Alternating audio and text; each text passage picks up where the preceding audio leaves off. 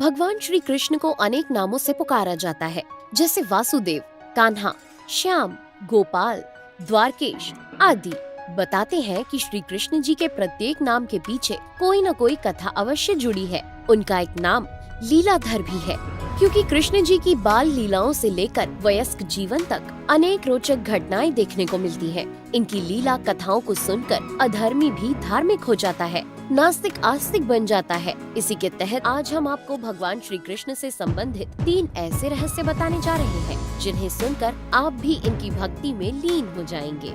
पहला रहस्य, भगवान श्री कृष्ण की लीलाओं से सभी भलीभांति परिचित हैं। कृष्ण जी बाल्यावस्था से ही बड़े नटखट, चंचल और शरारती थे। आपने सुना होगा कि भगवान श्री कृष्ण गोपियों के वस्त्र चुरा लिया करते थे, जिसकी वजह से उन पर हमेशा प्रश्न चिन्ह लगाए जाते हैं। उन्हें कटघरे में खड़ा किया जाता है। किंतु मित्रों, गोपियों के वस्त्र चुराना एक ऐसी लीला थी जिसके पीछे एक महत्वपूर्ण रहस्य छिपा है। इस बात का उल्लेख पद्म पुराण में वर्णित कथा में विस्तार से मिलता है। एक दिन की बात है, जब सभी गोपियां मिलकर जल में स्नान करने के लिए उतरती हैं, तो वो तालाब के बाहर ही अपने वस्त्रों को रख देती हैं। भगवान कृष्ण नजदीक एक पेड़ पर बैठकर इस दृश्य को देख रहे होते हैं। जब गोपियां नहाने में व्यस्त हो जाती हैं, तब कृष्ण जी गोपियों के वस्त्र चुराकर उन्हें छिपा देते हैं। स्नान करने के बाद जब गोपियों को अपने कपड़े बाहर दिखाई नहीं देते, तो वो चिंतित हो जाती है। तब एक गोपी पेड़ पर छिपकर बैठे कान्हा जी को देख लेती है। गोपियां कान्हा से कहती हैं कि हमें नहाता देख तुम्हें तनिक भी लज्जा नहीं आती? कृष्ण जी पलटकर प्रश्न करते हैं कि भला मुझे क्यों लज्जा आएगी? लज्जा तो तुम्हें आनी चाहिए, जो निर्वस्त्र होकर नहा रही हो। तब गोपियां कहती है कि हमसे गलती हो गई कान्हा, कृपया करके हमारे वस्त्र दे दो। पहले तो कृष्ण जी गोपियों को मना कर देते हैं, किंतु उनके बार बार अनुरोध करने पर कृष्ण जी कहते हैं कि तुम सभी के वस्त्र इसी वृक्ष पर हैं, पानी से बाहर आओ और वस्त्र ले जाओ। तब गोपियां कहती हैं कि हम निर्वस्त्र जल से बाहर नहीं आ सकती। इस बात पर कान्हा जी कहते हैं कि जब तुम सभी नदी में स्नान करने गई थी, तब भी तो निर्वस्त्र थी, फिर अब बाहर आने में शर्म क्यों आ रही है? गोपियां उत्तर देते हुए कहती हैं कि उस वक्त आसपास कोई नहीं था। ये सुनकर कृष्ण कहते हैं कि तुमने ये कैसे सोच लिया कि यहाँ पर कोई नहीं था? क्योंकि मैं तो हर समय हर स्थान पर मौजूद होता हूँ, और उस समय मेरे अतिरिक्त आसमान में उड़ते पक्षियों समेत अन्य पशु ने भी तुम्हें निर्वस्त्र देखा है। यहाँ तक कि जलीय जीवों ने भी तुम सबको निर्वस्त्र देखा है। जल के अधिष्ठाता देव स्वयं वरुण देव ने भी तुम्हें निर्वस्त्र देखा है, जो कि एक पुरुष है। इनके अलावा तुम्हारे पूर्वजों ने भी तुम्हें इस अवस्था में देखा है। सत्य तो ये है कि नहाते वक्त हम सभी के पूर्वज हमारे आसपास ही होते हैं। पुराणों के अनुसार पूर्वज वस्त्रों से गिरने वाले जल को ग्रहण करते हैं, जिससे उन्हें तृप्ति मिलती है। निर्वस्त्र होकर स्नान करने से हमारे पूर्वज नाराज हो जाते हैं और व्यक्ति को सुख प्राप्ति नहीं होती, सुख नष्ट हो जाते हैं। इसलिए कभी भी निर्वस्त्र होकर स्नान नहीं करना चाहिए। गोपियों को ये ज्ञान देने के उपरांत कृष्ण जी सभी के वस्त्र लौटा देते हैं और समझाते हैं कि जब तक मनुष्य शरीर स्वरूप इस माया के बंधन में बंधा हुआ है, तब तक वो मोक्ष प्राप्त नहीं कर सकता। माया के जाल में बंधे रहने से मनुष्य के लिए वैकुंठ में प्रवेश करना भी असंभव हो जाता है। ये सब समझाने के लिए ही मैंने तुम्हारे वस्त्र चुराए थे। दूसरा रहस्य, कंस ने भगवान श्री कृष्ण को मारने के लिए अनेक हथकंडे अपनाए, लेकिन वो असफल रहा। तब उसने एक हाथी के द्वारा भगवान श्री कृष्ण को मारने की योजना बनाई। इस हाथी का नाम कुवलयापीड़ था। ये हाथी बहुत ही शक्तिशाली था। भगवान श्री कृष्ण को मारने के लिए कुवलयापीड़ हाथी को विशेष रूप से प्रशिक्षित किया गया था। सारी तैयारी करने के बाद मथुरा नरेश कंस ने अपने सेनापति अक्रूर को भगवान श्री कृष्ण और बलराम को मथुरा में आमंत्रण देने के लिए भेजा। निमंत्रण को स्वीकार करते हुए भगवान श्री कृष्ण ने अक्रूर से कहा कि हम समय पर मथुरा पहुंच जाएंगे। कंस का संदेश देने के बाद अक्रूर मथुरा वापस लौट जाता है। समय नजदीक आने से कुछ दिन पहले ही श्री कृष्ण और बलराम जी मथुरा के लिए निकल पड़ते हैं। इस दौरान भगवान को मार्ग में एक ऐसी वृद्ध महिला मिली जो कोढ़ से पीड़ित थी, किंतु भगवान श्री कृष्ण के स्पर्श मात्र से ही वो कोढ़ से मुक्त हो गई। थोड़ी दूरी पर उन्हें एक गंभीर बीमारी से ग्रसित व्यक्ति मिला। जैसे ही भगवान श्री कृष्ण ने उसे हाथ लगाया, तो वो एकदम स्वस्थ हो गया। ये बात पूरी मथुरा नगरी में फैल गई। मथुरा के लोग कृष्ण जी को भगवान का अवतार समझने लगे। अक्रूर के महल में भगवान श्री कृष्ण और बलराम जी के ठहरने का इंतजाम किया गया था। जब मथुरा वासियों को पता लगा कि कृष्ण जी अक्रूर के महल में ठहरे हुए हैं, तो वहाँ लोगों की भीड़ जमा होने लगी। जब तक सभी भगवान का मुख न देख ले, वहाँ से कोई नहीं जाता था। मथुरा के प्रत्येक घर में भगवान कृष्ण की चर्चाएं होने लगी। लोग उनका गुणगान करते नहीं थक रहे थे। जब इस बारे में कंस को पता चला, तो उसने अक्रूर को बुलवाया और मथुरा में फैली इन सभी बातों का खंडन करने के लिए कहा। कंस की बातें सुनकर अक्रूर एकदम शांत खड़ा हो गया। ये देखकर कंस और भी ज्यादा दुविधा में पड़ गया। फिर वो दिन भी आया जिसका मथुरा नरेश कंस को बेसब्री से इंतजार था। भगवान श्री कृष्ण और बलराम जी रंगशाला की ओर रवाना हुए। उन्हें देखने के लिए रंगशाला के बाहर पहले से ही लोगों का तांता लगा हुआ था। रंगशाला को बहुत ही सुंदर तरीके से सजाया गया था। तोरण द्वार पुष्पों से सुसज्जित थे। मुख्य प्रवेश द्वार पर कुवलयापीड़ नामक हाथी को खड़ा किया गया था। रंगशाला में एक से बढ़कर एक महारथी पहलवान दंगल के लिए आए हुए थे। जैसे ही भगवान श्री कृष्ण रंगशाला में प्रवेश करने के लिए आगे बढ़े, तो हाथी पर बैठे महावत ने उन्हें भीतर जाने से रोक दिया और कहा कि बिना निमंत्रण के कोई भी भीतर नहीं जा सकता। मित्रों, भगवान श्री कृष्ण के पास निमंत्रण तो था, लेकिन वो बाहर मौजूद प्रजा को भी भीतर ले जाना चाहते थे। इसलिए उन्होंने महावत से कहा कि हम योद्धा हैं और हमें भीतर जाने से कोई नहीं रोक सकता। महावत को तो जैसे इसी बात का इंतजार था, उसने फौरन कुवलयापीड़ हाथी को कृष्ण जी पर हमला करने के लिए आदेश दिया।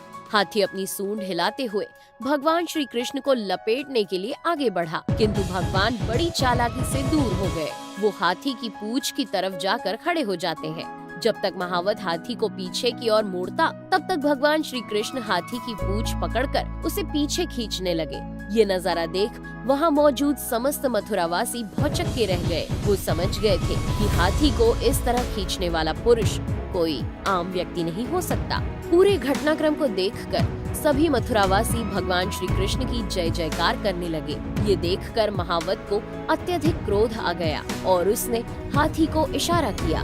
जब कुवलयापीड़ अपने पिछले दोनों पैरों पर खड़ा हो गया और अपनी तेज आवाज से उन्हें डराने लगा, लेकिन भगवान श्री कृष्ण कहाँ डरने वाले थे। वो हाथी की पूंछ की मदद से उसके ऊपर चढ़ गए, लेकिन कुछ देर बाद भगवान श्री कृष्ण फिसलकर जमीन पर गिर पड़े। हाथी अवसर मिलते ही भगवान श्री कृष्ण के ऊपर अपना भारी भरकम पैर रखने ही वाला था कि वो बच गए। हाथी को इतना हिंसक होता देख बलराम जी से रुका नहीं गया और वो भगवान श्री कृष्ण को बचाने के लिए मैदान में कूद पड़े। तब हाथी अपने दोनों दांतों की मदद से दोनों पर हमला करने के लिए आगे बढ़ा, लेकिन भगवान श्री कृष्ण और बलराम जी दोनों ने हाथी के एक एक दांत को पकड़ा और उनके टुकड़े टुकड़े कर दिए। हाथी को अत्यधिक पीड़ा होने लगी और वो तड़प कर जमीन पर गिर गया। इसके बाद भगवान श्री कृष्ण और बलराम जी ने मिलकर हाथी के दांतों से ही उसका वध कर दिया। हाथी के मरने के बाद रंगशाला के बाहर भगवान श्री कृष्ण और बलराम जी के लिए जोर जोर से तालियां बजने लगी। तालियों की गूंज इतनी तेज थी कि भीतर बैठे मथुरा के राजा कंस के कानों तक जा पहुंची। इसी दौरान कंस को सूचना मिली कि कुवलयापीड़ हाथी मारा गया। ये सुनकर कंस के होश उड़ गए। वो समझ गया कि हो न हो यही देवकी का 8वां पुत्र है और इसी के हाथों मेरी मृत्यु लिखी है। तीसरा रहस्य, भगवान श्री कृष्ण को रणछोड़ भी कहते हैं। दरअसल इससे जुड़ी एक दिलचस्प कथा है। जरासंध नाम का राजा बार बार मथुरा पर आक्रमण कर देता था। श्री कृष्ण ने उसे कई बार युद्ध में हराया, लेकिन वो फिर से उनके सामने युद्ध के लिए खड़ा हो जाता। बार बार युद्ध करने वाली बात भगवान को पसंद नहीं थी, क्योंकि उन्हें इसमें कोई समझदारी नहीं दिखती थी। कृष्ण जी का मानना था कि ये समय और ऊर्जा की बर्बादी है, इसलिए उन्होंने मथुरा को छोड़ने का निर्णय किया। कृष्ण भगवान कहते हैं कि जो युद्ध भूमि उनकी सकारात्मक ऊर्जा का नाश करती है, वहाँ से जाने में ही भलाई है। इसलिए उन्होंने मथुरा को छोड़ दिया। यही कारण है कि वो रणछोड़ कहलाए। कृष्ण जी अपने परिजनों एवं यदुवंश की रक्षा हेतु बलराम जी के साथ मिलकर गुजरात में एक नया नगर बसाया, जिसका नाम था द्वारिका। धार्मिक दृष्टि से द्वारिका को सप्तपुरियों में गिना जाता है। बताते हैं कि द्वारिका नगरी को बहुत सुनियोजित और सुसंगत तरीके से तैयार किया गया था। भगवान श्री कृष्ण ने यहाँ कई साल बिताए, किंतु भगवान श्री कृष्ण की जीवन लीला पूर्ण होते ही द्वारिका समुद्र में समा गई। द्वारिका नगरी के डूबने के दो मुख्य कारण बताए जाते हैं। कौरवों की माता गांधारी और ऋषियों द्वारा दिए गए श्राप के कारण द्वारिका नगरी तहस नहस हो गई। जैसा कि हम सभी जानते हैं कि महाभारत के युद्ध में पांडव विजयी रहे। कृष्ण जी युधिष्ठिर को राज सिंहासन पर बैठाने के बाद माता गांधारी से मिलने जाते हैं। भगवान श्री कृष्ण को देख गांधारी फूट फूट कर रोने लगती है और फिर क्रोधित होकर उन्हें शाप देती है कि जिस तरह तुमने मेरे कुल का नाश किया है, तुम्हारे कुल का अंत भी इसी तरह होगा।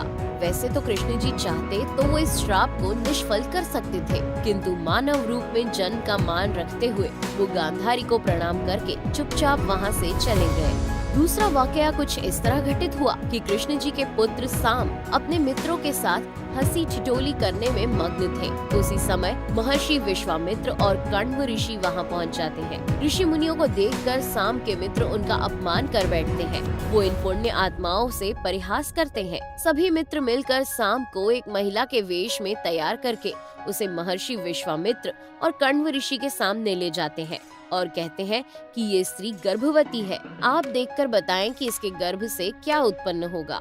दोनों ऋषि नवयुवकों के परिहास से बहुत क्रोधित होते हैं और कहते हैं कि इसके गर्भ से एक मूसल उत्पन्न होगा, जिससे तुम जैसे दुष्ट, असभ्य और क्रूर लोग अपने समस्त कुल का नाश कर लेंगे।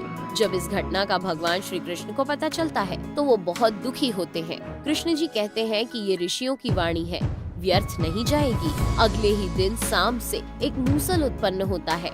राजा उग्रसेन इस मूसल को समुद्र में फेंकवा देते हैं। वहीं कृष्ण जी ने द्वारिका नगरी में किसी को भी मदिरा पान या किसी अन्य तरह का नशा करने पर प्रतिबंध लगा दिया, क्योंकि भगवान श्री कृष्ण नहीं चाहते थे कि उनके कुल के लोग और सगे संबंधी मदिरा के नशे में कोई अनुचित व्यवहार कर परिवार सहित एक दूसरे का नाश कर बैठे।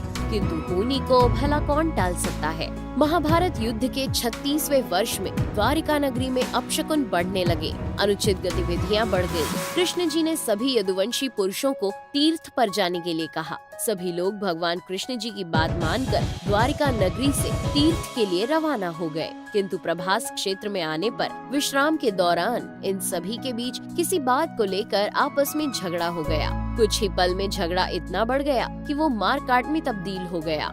ऋषियों के श्राप का असर होने लगा था। सामने जिस मूसल को उत्पन्न किया था, उसके प्रभाव से प्रभास क्षेत्र में खड़ी एरका घास को लड़ाई के वक्त जो भी उखाड़ता, वो एरका घास मूसल में परिवर्तित हो जाती। ये मूसल इतना मजबूत था कि इसके एक प्रहार से किसी के भी प्राण निकल जाएं। इस लड़ाई झगड़े में श्री कृष्ण के पुत्र प्रद्युम्न की भी मृत्यु हो गई।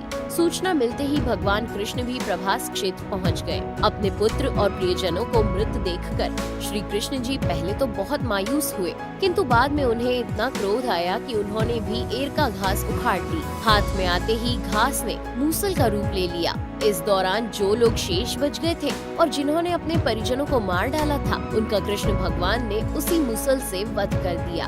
अंत में सिर्फ श्री कृष्ण, उनके सारथी दारुक और बलराम बचे। तब श्री कृष्ण ने दारुक से कहा कि हस्तिनापुर जाकर अर्जुन को यहाँ ले आओ। उन्होंने बलराम को वहीं रुकने को कहा और स्वयं अपने पिता को इस संहार के बारे में सूचित करने द्वारिका निकल पड़े। कृष्ण जी ने वासुदेव जी को इस नरसंहार का पूरा घटनाक्रम सुनाया और कहा कि जल्द यहाँ अर्जुन आएंगे। आप नगर की स्त्रियों और बच्चों को लेकर अर्जुन के साथ हस्तिनापुर चले जाना। श्री कृष्ण वापस प्रभास क्षेत्र जाते हैं, जहाँ बलराम जी ध्यानावस्था में बैठे थे। कृष्ण जी के पहुंचते ही उनके शरीर से शेष नाग निकले और समुद्र में चले गए। इसके बाद श्री कृष्ण एक वृक्ष के नीचे छांव में बैठ जाते हैं और गांधारी के श्राप के बारे में विचार करने लगते हैं। इसी दौरान जरा नामक एक शिकारी का बाण कृष्ण जी के पैर में लग जाता है। दरअसल शिकारी दूर से उनके पैर के अंगूठे को हिरण का मुख समझकर बाण चला देता है। जैसे ही वो शिकार के करीब पहुंचता है तो उसे पता चलता है कि ये कोई हिरण नहीं बल्कि कृष्ण जी हैं।